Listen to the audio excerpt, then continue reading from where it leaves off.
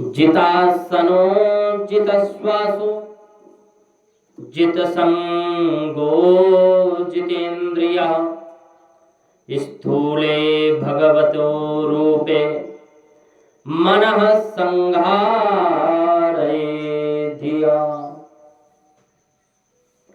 मन को जीतना है तो पहले आसन को जीतो। जितासना मतलब एक आसन पर बहुत देर तक बैठने की आदत डालना चाहिए। जितश्वासो प्रातः जल्दी उठना और ब्रह्म मुहूर्त में व्यक्ति को उठ जाना चाहिए। 4:30 बजे के बाद सोना अपराध है। देखो स्नान होते हैं 3 प्रकार के, एक ऋषि स्नान, मनुष्य स्नान और राक्षस स्नान।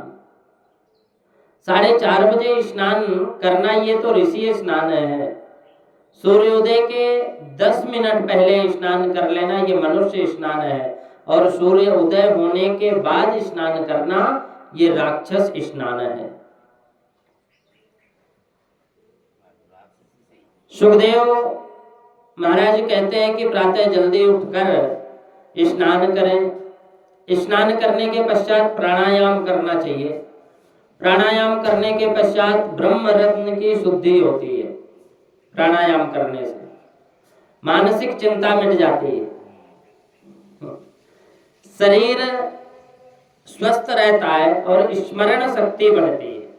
प्राणायाम करने से मन को जीतने का प्रयास होता है। चादर से मुंह बाद में निकालते हैं आजकल लोग और पहले चाय मांगते। पहले था प्रभाते कर दर्शनम होता था, हाथ का स्नान दर्शन करते थे। आज कर दर्शन के जगह में कफ दर्शन हो गया। कराग्रे वसते लक्ष्मी कर मध्ये सरस्वती कर मूले स्थितो ब्रह्म प्रभाते कर दर्शनम। पहले प्रभाते कर दर्शनम और अब कफ दर्शनम। प्रभाते कफ दर्शनम। कफ दर्शन करेंगे, लेकिन जब जल्दी उठने का प्रयास करें, प्राणायाम करें और प्राणायाम करते हैं, जो प्राणायाम करते हैं उन्हें हम प्रणाम करते हैं। परीक्षित कहते हैं कि वो वंदनीय होते हैं। सुखदेव जी कहते हैं परीक्षित वो वंदनीय होते हैं जो प्राणायाम करते हैं। तीसरी बात है संग जीतना। संग हमेशा जीतो। व्यक्ति में दोष भी आते हैं संग से, गुण भी आते हैं संग से। संग शराबी कबाबियों का संग करोगे तो उनके आचरण हमारे जीवन में आएंगे। विद्वान प्रेमी शास्त्रज्ञ का संग करेंगे तो उनके सदलक्षण हमारे जीवन में आएंगे। इसलिए अच्छा संग करो। एक मदालसा नाम की नारी थी। महाभारत में मदालसा की कथा आती है। बड़ी पवित्र आत्मा नारी मदालसा। ऐसी वेदांत की ज्ञाता कि जब मदालसा के घर बालक जन्म लेता था तो मालूम है बच्चे को पालने में ही सुलाती, अपने नन्हे से पुत्र को उपदेश करती, बेटा तुम शुद्ध हो, तुम मुक्त हो, तुम नित्य हो। ऐसा ऐसा उपदेश करते। परिणाम ये होता कि बालक जब 8-10 वर्ष का होता घर छोड़कर वन में चला जाता, वन में जाकर के तपस्या में लीन हो जाता। एक दिन राजा ने कहा देवी मेरे सभी पुत्र को तुमने महात्मा बना दिए,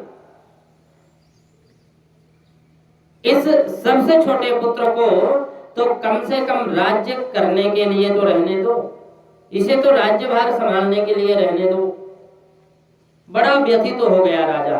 तो मदालसा ने कहा सुनिए राजन, मैं आपके कहने से छोटे पुत्र अलर्क को ये उपदेश नहीं करूंगी, लेकिन हाँ एक ताबीज में इसे भी कुछ लिख कर दूंगी। मदालसा ने भोजपत्र में एक मंत्र लिख दिया, बच्चे के ताबीज में रख दिया और गले में धारण कर दिया। पति पत्नी जब वन में जाने लगे तो अलर्क रोते हुए बोला, माँ मेरी सभी भाई संत बन गए, आप भी वन में जा रही हैं, मुझे कौन देखेगा, कौन मुझे शिक्षा देगा, मैं अकेला कैसे रहूंगा। माँ ने कहा, बेटा तुम्हारे गले में जो ताबीज है ना, इस ताबीज बस उसे खोलकर कभी पढ़ लेना, तुम्हारा कल्याण हो जाएगा। यह बात कहकर वन में चले गए। अलर्क प्रशासन को बड़े सुचारू ढंग से चलाता रहा। एक दिन बहुत मानसिक व्यथित हुए तो उसने ताबीज को खोलकर देखा, उसमें मां के द्वारा एक मंत्र लिखा हुआ था। वो मंत्र था, संग सर्वात्मना त्याज्य सहचेत्यक्तुम न शक्यते ससद्भिः सह कर्तव्यः शतां संघो हि भेषणम् शतां संगो हि भेषजम् कामः सर्वात्मना हेयो हातुं चैक्षक्यते न सा मुमुक्षां प्रति तत्कार्यं शैवं तस्यापि भेषजम्। बेटा संग को हमेशा त्यागने का प्रयास करो। बुरे आदमी का संग मिले ऐसा कभी प्रयास मत करो। संग करना है तो विद्वानों का संग करना, संतों का संग करना। संग सत्संग ही भाव सागर से पार उतारने की एक नौका है, एक औषधि है।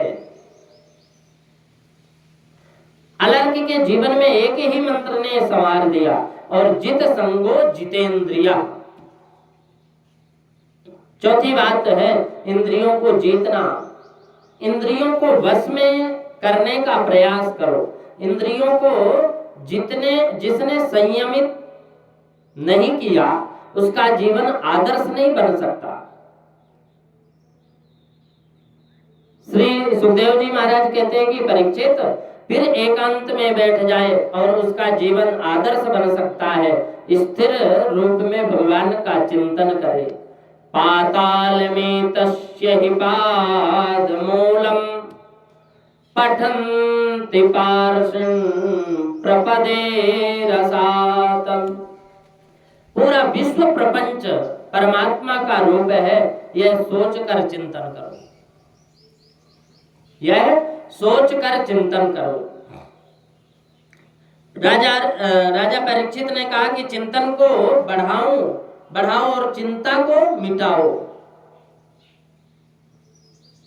चिंतन को बढ़ाओ और चिंतन को मिटाओ। चिंता संसार की होती है और चिंतन परमात्मा की होती है। जब चार बातों को ध्यान में रखकर व्यक्ति चिंतन को बढ़ाएगा तो ज्यादा से ज्यादा चिंतन प्रभु का करेगा तो धीरे धीरे मन परमात्मा में लग जाएगा। मन की चंचलता समाप्त हो जाएगी, देहाभ्यास की निवृत्ति हो जाएगी। उसके बाद सुखदेव जी ने परमात्मा का चिंतन किया और उनका दिव्य ध्यान किया, स्तवन किया। राजा ने कहा कि भगवान सारी दृष्टि को परमात्मा कैसे बनाते हैं, और जो उपदेश आप मुझे सुना रहे हैं इसको आपने भागवत धर्म कहा है। इस भागवत का उपदेश सबसे पहले नारायण ने ब्रह्मा को किया, वो कैसे किए मुझे बताइए। आचार्य सुखदेव जी ने कहा कि राजन, सारी सृष्टि में पहले कहीं कुछ नहीं था। स्थावर जंगम अंडज उद्भिज स्वेद जरायु, बिल्कुल कुछ भी नहीं था। केवल और केवल परम ब्रह्म था। पर ब्रह्म के सिवा कुछ भी नहीं था। एक बार परमात्मा परब्रह्म के मन में विचार आया कि मैं एक से अनेक हो जाऊं। तो देखो, पहले उस परब्रह्म ने जल का निर्माण किया। पहले जल का निर्माण किया, और जल का निर्माण किया। संस्कृत में जल का अर्थ होता है नार। नार माने जल, और जल माने नार।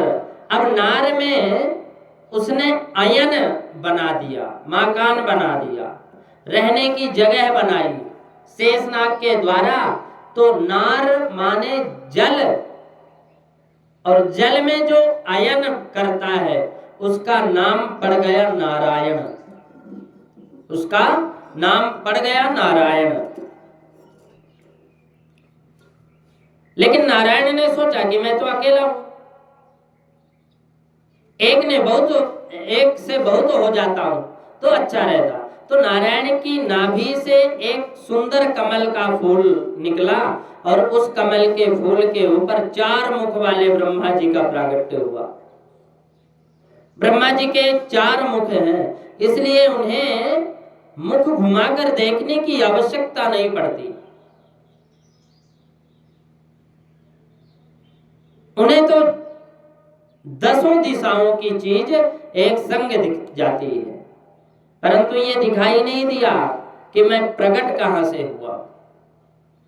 मैं प्रकट कहां से हुआ ये दिखाई नहीं दिया। तो ब्रह्मा जी कमल नाभ की तंतु में प्रवेश कर गए। अब नीचे जाएं, ऊपर आए, नीचे जाएं, ऊपर आए, करते करते पता नहीं चला कि मैं कहां से आया। तो स्पर्शेषु यत्षोडशमेकविंशम् निष्किंचनानां नृपयद्धनं विदुः। ब्रह्मा जी को 2 वर्ण सुनाई दी। ये एक त और दूसरा प। त प। तपस्या करोगे तो पता चलेगा मैं कहां से आया। ब्रह्मा जी ने तप किया तो उन्हें नारायण का दर्शन हुआ। नारायण भगवान ने ब्रह्मा जी का हाथ पकड़ लिया और कहा, आज से मैंने तुम्हें विधाता मान लिया। जाओ सृष्टि का विस्तार करो, सृजन करो। मेरा आदेश है, मेरा आशीर्वाद है। ब्रह्मा जी ने कहा, भगवान थोड़ा सा ऐश्वर्य पाने के बाद जीव अभिमानी हो जाता। सारी दुनिया का मालिक आप मुझे बनाते हैं। मुझे अभिमान हो गया तो ऊंट होता है ना, जब तक पहाड़ के नीचे नहीं जाता तब तक सबसे ऊंचा समझता अपने आप को, और जब पहाड़ के नीचे जाता है उसके बाद कहता कि मैं तो बहुत छोटा हूं। ऐसे ही व्यक्ति 10-5 करोड़ रुपए हो जाने पर, 2-4 विदेशी गाड़ियां आ जाने पर, संगमरमर के पत्थर मकान में, बंगला में लगाने पर अभिमान करता है, सब कुछ भूल जाता है। व्यक्ति परमात्मा के विषय में उसको ज्ञान हो तो समझो कि मैं कुछ भी नहीं। इसलिए आपकी सत्ता क्या है मुझे बताइए। प्रभु ने 4 मंत्र दे दिया ब्रह्मा जी को, और ब्रह्मा जी को सारी भागवत का उपदेश किया। सारी भागवत जी का उपदेश दिया। परमात्मा श्री नारायण कहते हैं कि ब्रह्मा जी, सारी सृष्टि में केवल मैं हूं। अहमेवा शमेवाग्रे, मैं हूं और केवल मैं था। सृष्टि को बनाने के बाद भी मैं रहता हूं, सृष्टि के बिगड़ने के बाद भी जो बचता है वो मैं ही रहता हूं। जैसे आपने मुझे 1 किलो सोने की ईंट दी, मैंने उस सोने के ईंट के 50 टुकड़े कर दिए, एक टुकड़ा हार बना दिया, एक टुकड़े का कुंडल बना दिया, एक का नथनिया बना दिया, एक का कंगन बना दिया, एक का बाजूबंद बना दिया, है तो वह सोना ही। अच्छा, जब मैं आपको दिखाऊंगा तो आप देखकर ये तो नहीं कहेंगे कि ये मांग टीका है, ये नथनिया है। उस सुवर्ण के कितने नाम हो गए। 3-4 वर्षों तक गहनों को पहना और एक दिन मन में आया सब गहना इकट्ठा करके, एकत्रित करके ओखली में डाल दिया और डंडे से पीटना शुरू कर दिया। सारे आभूषण बनने के पहले भी सोना है, आभूषण बनने के बाद भी सोना है और बिगड़ने के बाद भी सोना है। इसी प्रकार दुनिया में सबसे पहले नारायण थे, बनने के बाद भी नारायण है और बिगड़ने के बाद भी नारायण है। केवल नारायण बचेंगे। संसार में जो चीज नहीं है फिर भी वो दिखाई देती है, और जो होने पर भी दिखाई नहीं देती वो उसे मेरी माया समझो, उसे मेरी माया समझो। यथा महांत भूतानि भूतेषु चावचेष्वनु प्रविष्टान्यप्रविष्टानि तथा तेषु न तेष्वहम्। कहते हैं जैसे पृथ्वी, जल, तेज, वायु, आकाश, 5 तत्वों से दुनिया बनती है। 5 तत्वों से दुनिया बनती है।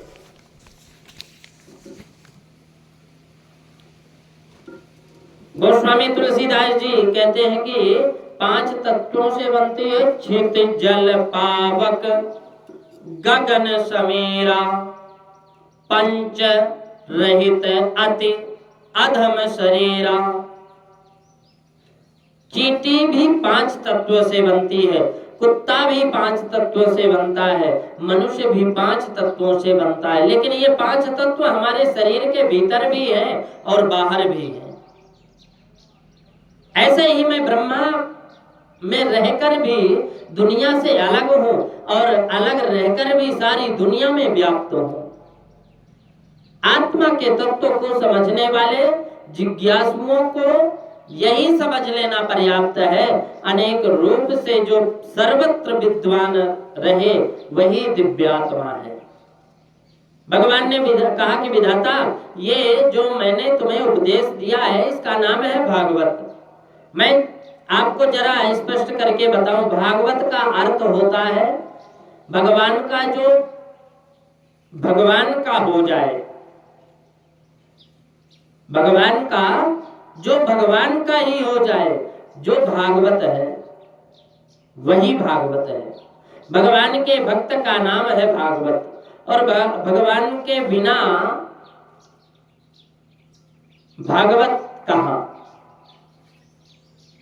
भगवान के निवास का नाम है भागवत, भगवान के उपदेश का नाम है भागवत, भगवान के प्रियजनों का नाम है भागवत। इसलिए भगवान से जो संबंध जोड़ ले वो ही भागवत हो जाता है। एक बात बताओ परीक्षित, भगवान जल्दी किसको मिलते हैं? राजा बोले, भगवान उसी को मिलते होंगे जो दिन में 4-5 बार स्नान करता होगा। और यदि 4-5 बार स्नान से भगवान मिलते तो व्याध्यस्य चरणम ध्रुवस्य च वयो विद्या गजेन्द्रस्य का जातिर्विदुरस्य यादवपते रुद्रस्य किं पौरसम् कुब्जाया किम तत्र रूपमधिकम् किम तत्सुधाम्नो धनम् भक्त्या तुष्यति केवलं परमया भक्ति प्रियो माधव। व्याध्यस्य चरणम ध्रुवस्य च वयो विद्या गजेन्द्रस्य का। कहते हैं यदि 5 बार स्नान से ही भगवान मिल जाते तो जिन कोल भीलों को राम जी ने गले लगाया, ये कोल भील तो 4 महीने ठंडे में स्नान भी नहीं करते, कभी स्नान नहाते ही नहीं। और रघुवर ने, भगवान श्री राम ने कह भी दिया था कि अस हमार प्रभु बड़ सेवकाई, लेहिन बासन बसन चुराई। भगवान ने यह नहीं देखते कि आप कितने बार स्नान करते हैं, तो भगवान उम्र तो देखते होंगे। तो बोले कि ध्रुवस्य चवयो, अगर उम्र देखते, बोले ध्रुव जी की उम्र क्या थी? 5 वर्ष के बालक ध्रुव जी को भगवान मिल गए। भगवान की उम्र नहीं, भगवान उम्र नहीं देखते कि आपकी उम्र कितनी है। तो भगवान फिर उसको मिलते होंगे जो पढ़ा लिखा होगा। तो कहते हैं कि विद्या गजेंद्रस्य का, अगर पढ़ा लिखा होता तो विद्वान शास्त्रों का ज्ञाता हो, उसको मिलते तो फिर विद्या गजेंद्रस्य का। ये गजराज पढ़ा लिखा थोड़ी था। गजराज ने गोविंद का नाम पुकारा, और जैसे ही नाम पुकारा और गोविंद गो कहते ही भगवान चल दिए विंद, तो वह कह ही नहीं पाया था, उसके पहले ही उसकी प्राण की रक्षा कर दी भगवान ने। भगवान ये नहीं देखते कि ये इसके पास डिग्रियां कितनी है। तो परीक्षित ने कहा, ये तो देखते ही होंगे कि आपकी बिरादरी क्या है, ऊंची जाति देखते होंगे। तो कहते हैं का जातिर विदुरस्य यादव पते। विदुर जी तो दासी पुत्र थे, दासी के गर्भ से जन्म लेने वाले विदुर जी के घर मेरे गोविंद ने केले के छिलके खाए। ठाकुर जी केले के छिलके खाए विदुर जी के घर जाकर के। परीक्षित बोले, भगवान मुझे विस्तार से बताइए। आदरणीय सुखदेव जी से परीक्षित ने कहा, आदरणीय सुखदेव जी से परीक्षित कहे कि यदा तु राजा स्वसुतान साधून पोषणन धर्मेण विनष्ट दृष्टि। राजन, पांडवों के साथ कौरव जब अन्याय कर रहे थे, लाक्षागृह में उनको जलाने की षड्यंत्र कर रहे थे, तब कौरवों के पिता धृतराष्ट्र के सामने विदुर जी आकर के बैठे। विदुर जी महामंत्री है। अब विदुर जी राजा से बोले, राजन मैं मंत्री होने के नाते नहीं, एक भाई होने के नाते नहीं, एक नागरिक होने के नाते मैं आपसे एक निवेदन करने आया हूं। राजन, अन्याय की बेल पर कभी अमृत का फल नहीं आ सकता। अन्याय की बेल कभी हरी भरी नहीं हो सकती। पांडवों के साथ आपके पुत्र जो अन्याय कर रहे हैं उसे रोको। पांडव कमजोर नहीं है, वो केवल आपका आदर करते हैं, सम्मान करते हैं, सत्कार करते हैं, इज्जत करते हैं आपका, इसलिए कुछ नहीं बोलते। और शास्त्र कहते हैं एक नगर नष्ट करने से यदि पूरा देश सुरक्षित रहता है ना, तो उस नगर को नष्ट कर देना चाहिए। और एक गांव को नष्ट कर देने से पूरा प्रांत यदि सुरक्षित होता है तो उस गांव को नष्ट कर देना चाहिए। एक घर को नष्ट कर देने से पूरा महानगर सुरक्षित होता है तो उस घर को नष्ट कर देना चाहिए। एक खानदान में एक व्यक्ति को त्यागने से यदि पूरा खानदान बचता है तो उस व्यक्ति को छोड़ देना चाहिए। आपके घर में दुर्योधन कलंक बनकर के पैदा हुआ है, ये आपके परिवार को विनाश के कगार पर ले जाएगा। आपके साले जी शकुनी ने आपकी बुद्धि में विकृति ला दी। बाहर की आंखें तो आपके जन्म से ही नहीं है महाराज। राजन, अंदर की आंखें तो शकुनी ने बर्बाद कर दी। दुर्योधन की बात मत मानो। पांडवों को लाक्षागृह में जलने से बचाओ महाराज, उनके साथ हो रहे अन्याय को बचा लो। ये सब बातें विदुर जी धृतराष्ट्र से कह रहे थे कि इतने में दुर्योधन ने महल में प्रवेश किया। कहा, क्यों दासी पुत्र, मेरी कृपा से तुम्हें मंत्री पद मिला है और मेरे ही विरुद्ध मेरे पिता को भड़काते हो, निकल जाओ यहां से। आज के बाद यदि महल में प्रवेश किया तो अच्छा नहीं होगा। महात्मा विदुर ने कहा कि बेटा, तुम्हें कष्ट देने का मेरा कोई भाव नहीं था, मेरा ऐसा कोई मंतव्य नहीं था, तुम्हें बुरा लगा इसके लिए मुझे खेद है। विदुर जी ने अपने मंत्री पद को त्याग दिया। परमात्मा के चरणों में जिनकी अनन्य श्रद्धा है, अपनी पत्नी को लेकर विदुर जी वन में चले गए और कदली के वन में एक सुंदर पर्णकुटी बनाई और पत्नी के साथ उस पर्णकुटी में वास करते हैं और उसी में भगवान के 12 अक्षर मंत्र का जाप करते हैं। मंत्र का जाप करते, लेकिन विदुर जी मुस्कुराते हुए अपने पत्नी के पास आए और 12 वर्ष से जिन्होंने अन्न नहीं खाया, केवल फलाहार लेकर रहते थे, अपने पत्नी के पास आकर बोले, सुनती हो देवी, आज हस्तिनापुर कैसा सज रहा है, कितनी सजावट हो रही है नगरी की, आज ये नगरी दुल्हन सी सज रही है। पता है क्यों? विदुरानी बोले, क्यों? बोले, क्योंकि आज मेरे द्वारिकाधीश की रथ यात्रा आने वाली है। मेरा द्वारिकाधीश द्वारके श्री कृष्ण आज रथ यात्रा में आ रहे हैं। मेरे प्रभु शांति दूत बन करके, इसे सुनकर विदुरानी जी गदगद हो गई और बोली कि ये तो आनंद की बात है, हमारे नगर में आज द्वारिका नाथ आ रहे हैं, लेकिन आजकल आपका मंत्री पद तो रहा नहीं, आप मंत्री नहीं हैं। इस भीड़ में आप श्री कृष्ण के दर्शन कैसे करेंगे? इस भीड़ में हम लोग कैसे देख पाएंगे हमारे कन्हैया को? महात्मा विदुर गदगद हो करके बोले कि देवी, मन को छोटा मत करो, भगवान श्री कृष्ण को हम नहीं देख पाएंगे तो क्या हुआ, वो हमें देख ही लेंगे। और कहा कि एक भी नजर अगर उनकी हमारे ऊपर पड़ गई तो हम समझेंगे हमारा जीवन धन्य हो गया,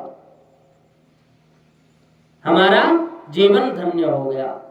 दुर्योधन ने श्री कृष्ण के आगमन की खुशी में कपटपूर्ण मैत्री का परिचय देने बड़ी सजावट करवाई, जगह जगह तोरण द्वार सजे, अपने महलों की अटारियों पर नर नारियों को बैठा दिया पुष्पों की वृष्टि करने के लिए, वर्षा करने के लिए। भीड़ में सबसे पीछे विदुर और विदुरानी जी खड़े, दीवार से सिर लगाए। प्रभु ने बरसने वाले फूलों को तो नहीं देखा, हजारों लोग आरती कर रहे थे, उनको भी नहीं देखा। भगवान ने तो अपने रथ में बैठे चारों ओर नजर डालकर देख रहे थे और जैसे ही विदुर जी के ऊपर भगवान की नजर पड़ी, सज्जनों, ऐसा सुंदर स्वरूप, भक्त और भगवान दोनों की आंखें मिल गई। विदुर जी का तो मन रूपी मयूर नाचने लगा, हृदय रूपी समुद्र में आनंद रूपी हिलोरे उठने लगी। अपनी पत्नी से बोले, देखो देखो गोविंद मुझे देख रहे हैं, गोविंद की नजर मेरे ऊपर पड़ गई। अच्छा सुनो, तुम घर जाओ, जाकर के गोबर का चौका लगाओ, कदली में खम्भ सजाओ, सुंदर चटाई बिछाना, मैं जरा देख करके आता हूं पांडवों के भाग्य में क्या फैसला है। भगवान ने विदुर जी को देखा और देखते ही इशारा कर दिया, तुम्हारे घर जरूर आऊंगा। ऐसा मानो प्रभु ने इशारा कर दिया।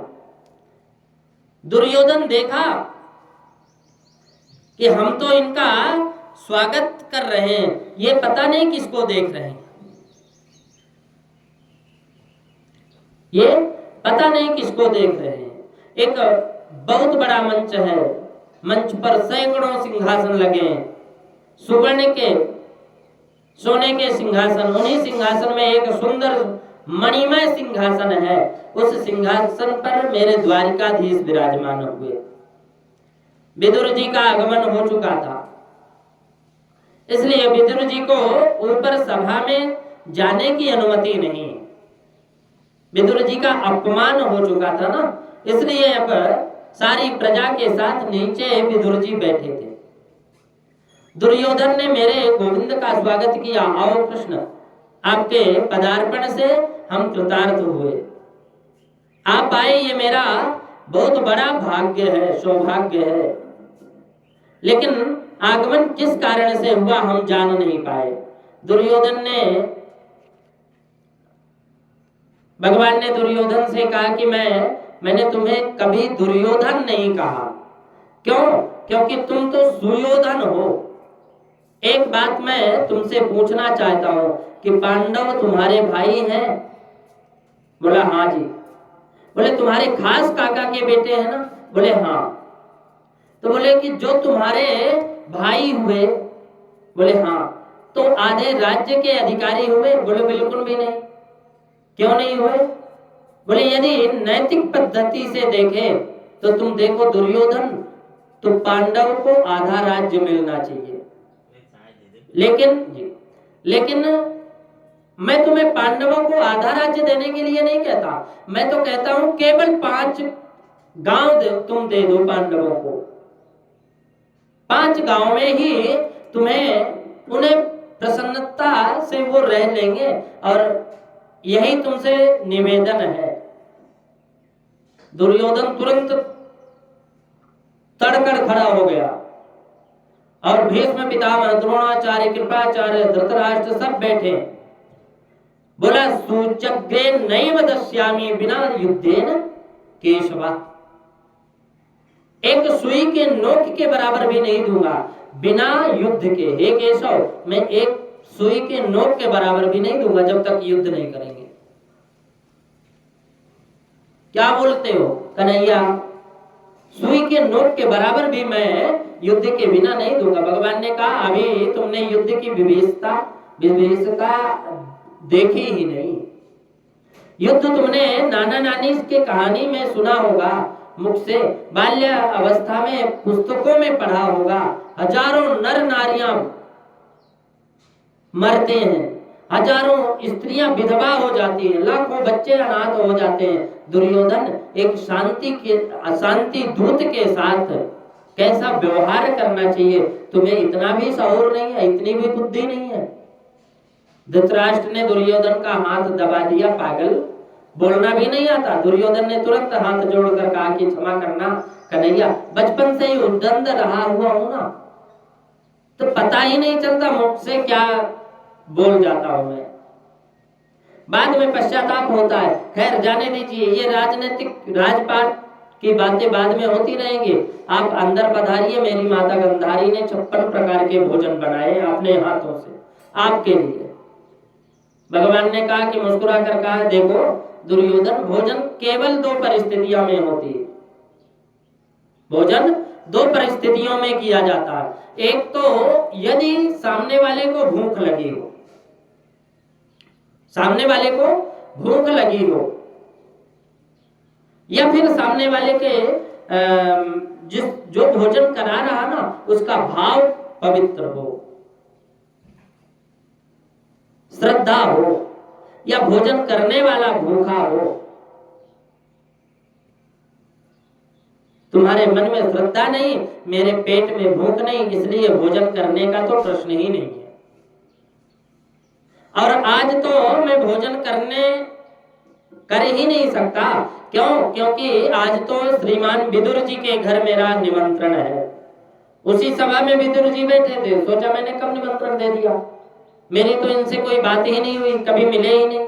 सभा में कहते मेरे घर निमंत्रण। विदुर जी ने कन्हैया से इशारे में पूछा, भगवान ने इशारा कह दिया, चुपचाप बैठे रहो, हम जो कहते हैं ठीक ही कह रहे हैं। विदुर जी तो सभा छोड़कर ही चल दिए। सोचा क्या भरोसा कन्हैया का, ये सीधे मेरे घर में आ जाए, कुछ व्यवस्था नहीं है, भूखा रह जाएंगे, इसलिए चलो इनकी व्यवस्था करते। विदुर जी गोप लोगों के बजरिया में गए, कहीं से मक्खन खरीदा तो कहीं से मिश्री खरीदी, कहीं से खोए के लड्डू बनवाए। अब गोविंद का आज गोविंद आ जाए तो कुछ व्यवस्था तो घर में होनी चाहिए। मेरे खाने का ठिकाना नहीं, प्रभु को मैं क्या खिलाऊंगा?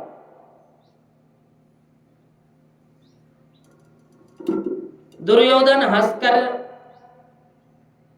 कहता है कि विदुर जी के घर निमंत्रण है आपका। वाह कन्हैया, रहने दो, आपके अपने खाने का ठिकाना नहीं है उसको, आपको क्या खिलाएगा? भगवान श्री कृष्ण बोले इसकी मुझे परवाह नहीं है, जब निमंत्रण किया है तो वो खिलाएगा, भोजन की व्यवस्था किया होगा। दुर्योधन ने कहा कि लेकिन कन्हैया, आप द्वारिका से सीधे मेरे घर आए हैं, विदुर जी से तो आप मिले ही नहीं, फिर विदुर जी ने आपको भोजन का निमंत्रण कब दे दिया? भगवान बोले द्वारिका में उनका पत्र गया था, हस्तिनापुर आओ तो पहला भोजन मेरे घर में ही करना। अब दुर्योधन बोला मैं भी देखूं विदुर आपका क्या स्वागत करता है, आपको क्या खिलाता है? भगवान बोले इसकी मुझे परवाह नहीं है, मेरे गोपाल चल दिए। और एक बात ध्यान दें, जैसे लोग मंदिर में जूते उतार कर जाते हैं ना, वैसे ही भगवान जब भक्त के घर जाते हैं तो चरण पादुका उतार कर जाते हैं, नंगे पांव जाते हैं। भगवान की दृष्टि में भक्त का घर भी मंदिर होता है, भक्त का घर भी मंदिर होता है। भगवान नंगे पैर जाते हैं और वहां भगवान नंगे पैर चल दिए भक्त के घर। विदुर जी तो बेचारे बाजार में हैं और विदुरानी जी स्नान कर रही। भगवान द्वार पर जाकर के जोर से सांस साकर खटखटाने चालू कर दिए। विदुर जी ने सुना, स्नान कर रही थी, स्नान में तन्मय थी और जैसे ही सुना कि ये तो मेरे कन्हैया की आवाज है, ये तो मेरे गोविंद की आवाज है, स्नान करती ही दौड़ी और वस्त्र बदलना भी भूल गई, गीले कपड़ों में ही आकर के द्वार खोला। आओ केशव, आओ लाला, पधारो कन्हैया, मेरे द्वारिकाधीश आ गए। बड़ा आनंद आया। गोविंद ने देखा ये तो मेरे आगमन में इतनी खुशी हो गई कि अब तो पागल हो गई, मेरे आगमन की खुशी में ये पागल हो गई। भगवान ने तुरंत अपना दुपट्टा फेंक दिया अंदर। विदुरानी ने गोविंद के उस चदरिया को ओढ़ लिया और बोले पधारो ना केशव। प्रभु जैसे ही उनकी दिव्य पर्णकुटी में पधारे, विदुरानी जी सोचती हैं मैं कहां बैठा हूं, मैं कहां बैठा हूं, मेरे के द्वारिकाधीश है, मैं क्या खिलाऊं, क्या पिलाऊं, कहां बैठा हूं। लकड़ी का पाटा लेकर के आई, बोले आप यहां विराजिए कन्हैया, यह जगह शुद्ध नहीं है, आप यहां विराजिए। रुको रुको, यहां नहीं, आप यहां विराजो। पूरे आंगन में गोविंद को नचा दिया, फिर एक कोने में पाटा को उल्टा बिछा दिया और गोविंद ने देखा, फिर भी अनदेखा करके उसी सीधा उस पाटे को सीधा देख करके तुरंत उसी में बैठ गए। अपने पेट पर हाथ फिराकर बोले काकी जी बड़ी जोर से भूख लगी है। उल्टे पाटे में बैठे हैं भगवान और फिर पेट में हाथ फेर कर कहते काकी जी बड़ी जोर से भूख लगी है, कुछ खाने को मिलेगा? विदुरानी बोली आपको भूख लगी है, काका जी आ रहे होंगे, कुछ ना कुछ व्यवस्था करूंगी, तब तक आप फल खाइए। कदली के वन से डाली से तोड़ करके केले लेकर के आई। मेरे गोविंद को भूख लगी, कन्हैया भूखा है, प्रेम में पागल हो गई और प्रेम से ऐसा दिव्य भाव जागृत हुआ कन्हैया के सामने पत्तल बिछाई, कदली के छिलके उतार करके पत्तल में धरती गई और फल को दूर फेंकती चली गई। भगवान बड़े प्रेम से छिलके को पा रहे। एक छिलका खाया, 2 छिलका खाए, 10 छिलके खा गए।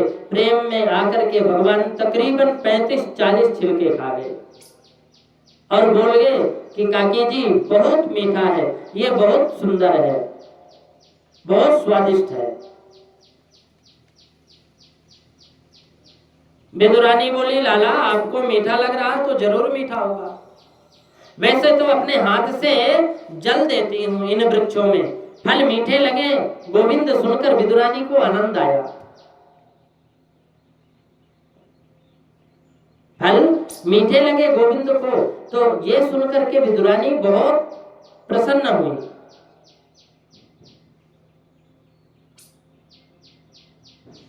इतने में विदुर जी आ गए। अब विदुर जी हाथ में कमंडलों में दूध है, एक कटोरी में मक्खन मिश्री और भी कई प्रकार के पकवान हैं। द्वार पर आकर जोर से बोले सुनती हो, जल्दी द्वार खोलो। विदुरानी दौड़ी दौड़ी गई और द्वार खोलकर काहे हल्ला कर रहे हो? विदुर जी बोले क्या बताऊं देवी, तुम्हें आज कौरवों की भरी सभा में मेरे गोविंद ने मेरा कितना आदर किया, मैं तुम्हें शब्दों में नहीं बता सकता। दुर्योधन, दुशासन, कर्ण, विकर्ण समस्त लोगों के सामने मेरे गोविंद ने कहा कि आज मेरे विदुर काका के घर में हमारा निमंत्रण है। मैं तो इतना संकोच में पड़ गया देवी कि सब छोड़कर बाजार में चला गया, माखन मिश्री दूध खोवा ये सब लेकर के आया हूं। सुनो, गोबर का चौका लगाओ और चटाई बिछाओ, पत्तल बिछाना, पत्तल लगाना। मैं द्वार पर खड़ा हूं भगवान श्री कृष्ण के स्वागत के लिए। मेरा कन्हैया झूठ कभी नहीं बोलता, वो उसने कहा है विदुर के घर मेरा निमंत्रण है तो वो जरूर आएगा। मैं द्वार पर उनका स्वागत करूंगा, तुम अंदर से सब व्यवस्था करो। विदुरानी बोले आने वाले हैं कि आप भीतर बैठे?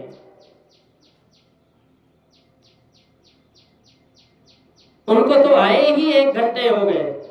बोले अच्छा, ये तो बड़े आनंद की बात है, तुमने कुछ खिलाया कि नहीं? विदुरानी बोली घर में और तो कुछ नहीं था, केले फल बड़े प्रेम से पा रहे हैं गोविंद।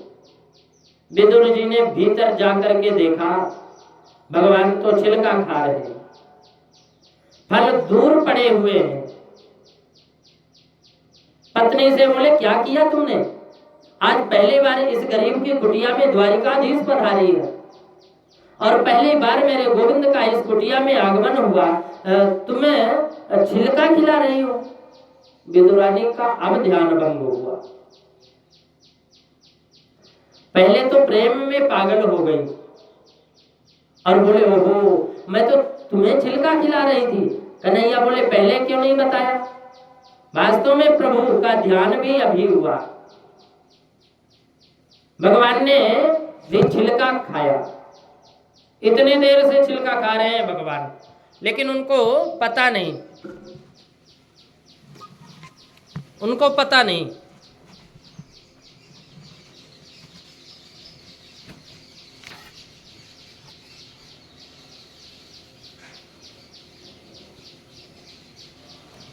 भगवान छिलका खा रहे हैं और उनको पता नहीं था।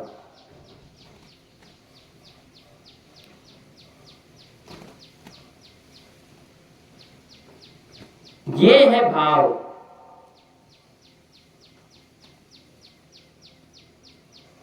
छिलका खा रहे हैं, काकी जी हमें मालूम भी नहीं पड़ा केला था कि केले का छिलका था। हम तो इतना जानते हैं कि जो कुछ खिलाया है उसमें हमारे काके का अनुराग है, प्रेम है। और भगवान वास्तव में प्रेम से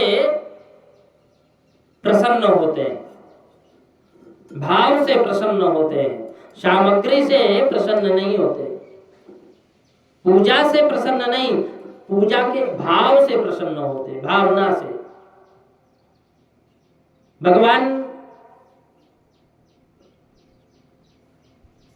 के भूखे हैं। विदुर जी बोले, क्षमा करना कन्हैया, हम लोग तो इतने नासमझ हैं, आपकी कुटिया में, आपका कुटिया में आगमन हुआ है ना, आपको हमने आपको छिलका खिला दिया, थोड़ा सा लड्डू खा लो। और गोपाल के मुंह में लड्डू खिलाया।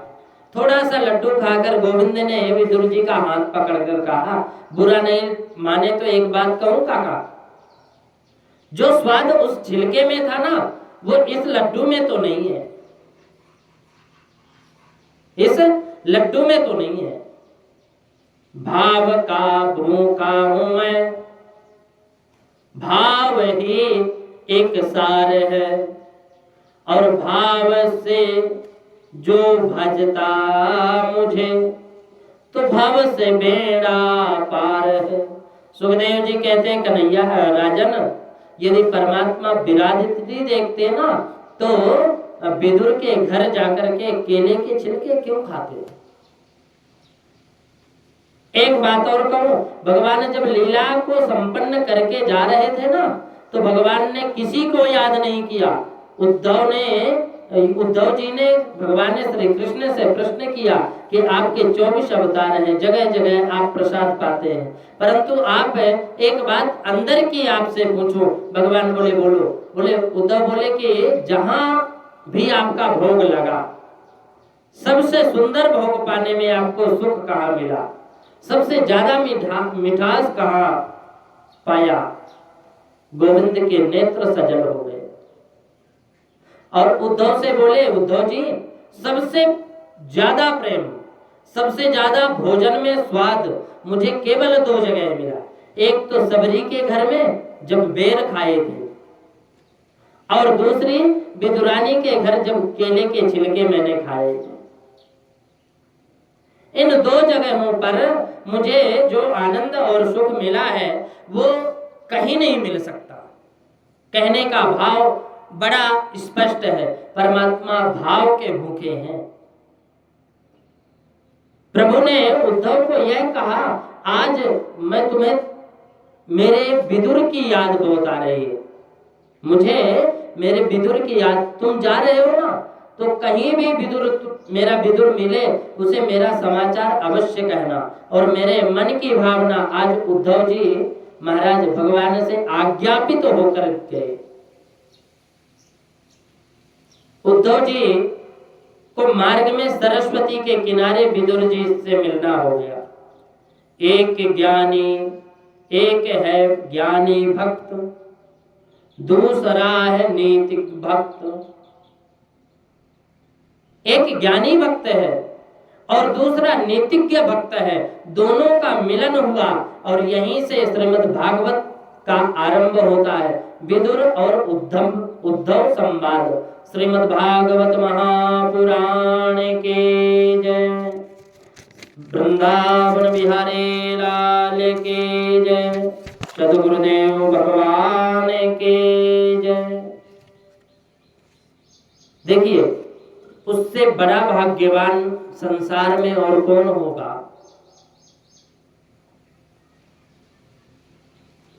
जिनकी याद स्वयं परमात्मा करते हैं, जिनकी याद स्वयं परमात्मा करते हैं। भगवान की याद तो सब करते हैं और भगवान याद करते हैं विदुर को। इसलिए विदुर के संदेश वाहक बन करके श्री उद्धव जी ने विदुर जी से सत्संग किया। और आदरणीय सुखदेव जी महाराज कहते हैं कि उद्धव जी जब विदुर जी से मिले तो विदुर और उद्धव दोनों का कंठ अवरुद्ध हो रहा था। दोनों की परिस्थिति भिन्न बन गई थी, वचन मुख से निकल नहीं रहा था। विदुर कहते, उद्धव तुम बहुत भाग्यवान हो। उद्धव कहते, आप भाग्यवान हो।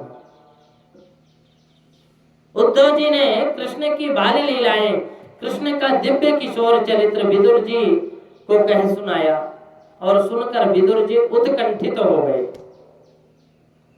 और कुछ जानने के लिए महात्मा विदुर ने कहा, हरिद्वार में एक संत रहते, नाम है मैत्रेय मुनि। और मैत्रेय मुनि ब्राह्मण हैं, विदुर जी दासी पुत्र हैं, लेकिन जाति पात पूछे नहीं कोई, और हरि को भजय तो हरि सो होई।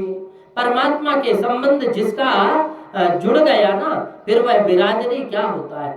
जो हरि का भजन करे वो हरि का हो गया। मैत्रेय मुनि ने दौड़कर विदुर जी को अंक में भर लिया। सुखदेव जी कहते हैं, राजन, मैत्रेय मुनि बोले, आज इस गरीब के ब्राह्मण की कुटिया पर आप जैसे परम संत का आगमन हो रहा है। विदुर ने कहा, भगवान, मैं शास्त्रों का में शंका नहीं करता, शास्त्रों में कभी कुतर्क मत करो, कुतर्क करना अपराध है, किंतु जानकारी के लिए जिज्ञासा करना अपराध नहीं है। मैं यह जानना चाहता हूं कि सारी सृष्टि को परमात्मा क्यों बनाता है, सृष्टि में कोई दुखी क्यों है, कोई सुखी क्यों होता है।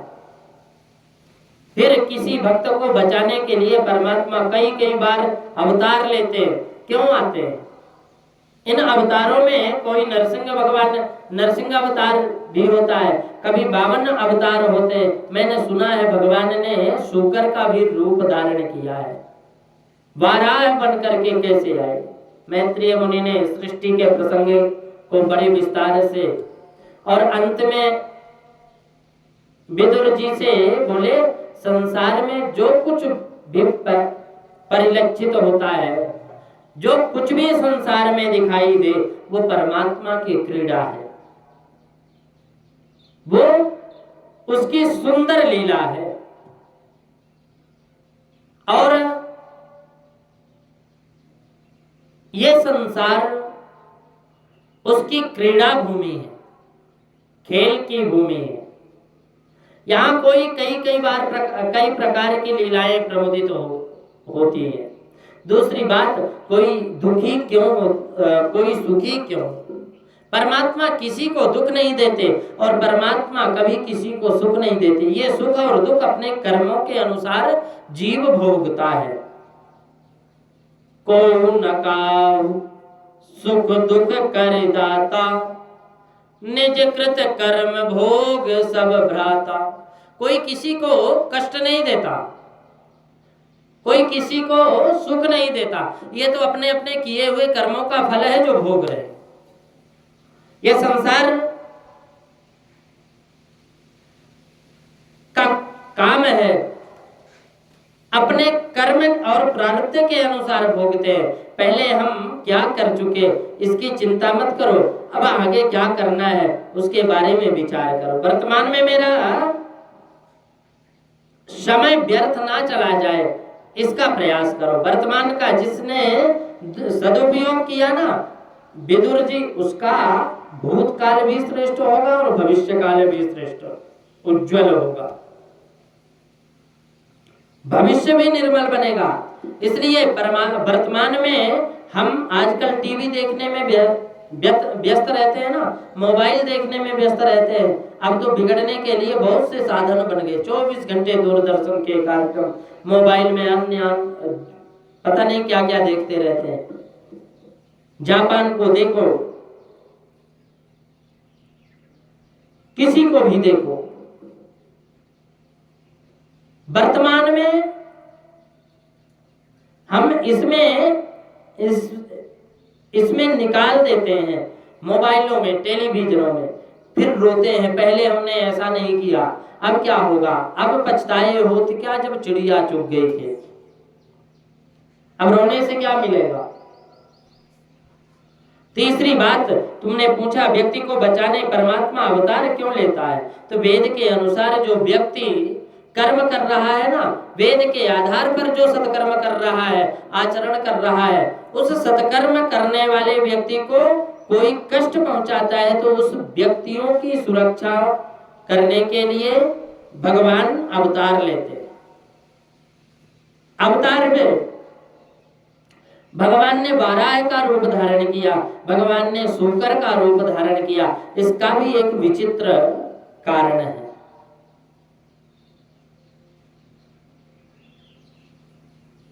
विचित्र कारण है। श्री